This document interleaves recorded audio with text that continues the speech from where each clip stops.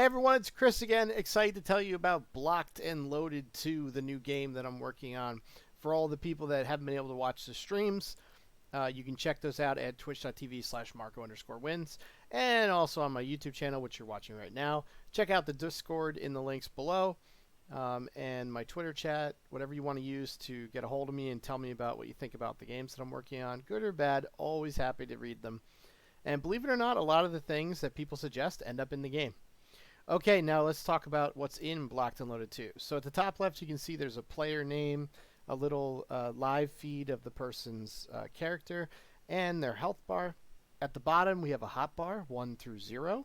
You can switch your items on and off. And you have a gun, you can fire. Little tiny blocks shoot out when you hit stuff. There's particle effects, and if you overheat, your gun starts to burn. So this is like to take away from the confusion of the previous game. People will be like, why can't I shoot? Why is the hotbar blinking? Now it's kind of obvious the gun's overheating. Maybe water will fix that someday. I don't know yet. But speaking of water, I've created this cool little effect from a bunch of scripts that I found online meshed together. And you can splash in the water. There's no swimming yet in the game. I don't know if I'm going to include it. You can shoot the water to create that splash as well. There's all this fauna and rocks, and it's basically alien planets that you'll be visiting. And instead of the original game where you would like go to a king and he'd send you through a doorway in his castle that magically went to the next zone, you'll basically get on ships and traverse the universe to go on missions, which I think will work really well for the multiplayer setting to bounce between worlds. It makes sense versus being on one world where you have to seamlessly transition between those points.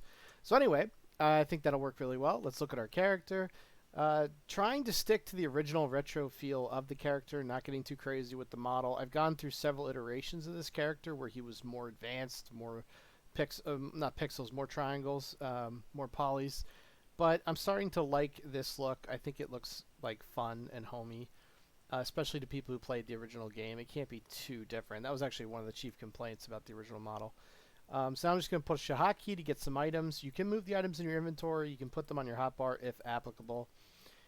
For the materials, you can shift left click to cut the stack in half. You can control click to make it individual one at a time from the stack. So that's nice to separate it out if you wanted to like give one to someone. For your inventory, you just drag it onto the appropriate spot on the inventory, and your character will update when you do that. So nothing too crazy for the inventory. It's, I think, a little more intuitive. I'm going to add some double-click features, and when you get chests, which I haven't done yet, a equipment or container item right here will appear, and it'll have a whole bunch of slots in it for you to like drag items in and out of. There will be a home system like we had in the original game, so you will be able to store your items. Speaking of which, I'm working on that next, the storage in the game, so I made this little chest that is animated, just not right now. You'll see there's like giant plants, rocks, waving grass in the wind, all that kind of stuff. Now, for the base building features, let's see, turn this on. You can put down blocks, and it works really nice. I really like the way it snaps against the terrain. I was not 100% sure what it would look like because it's not the original grid system. You can put the blocks pretty much anywhere up on anything.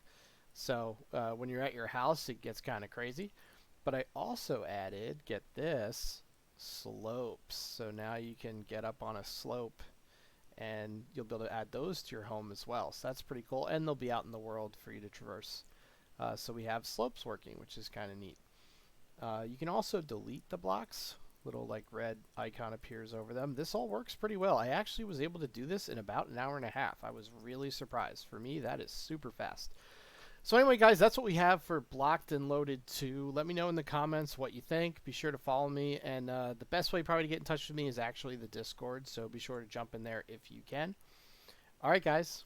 Good luck and have fun.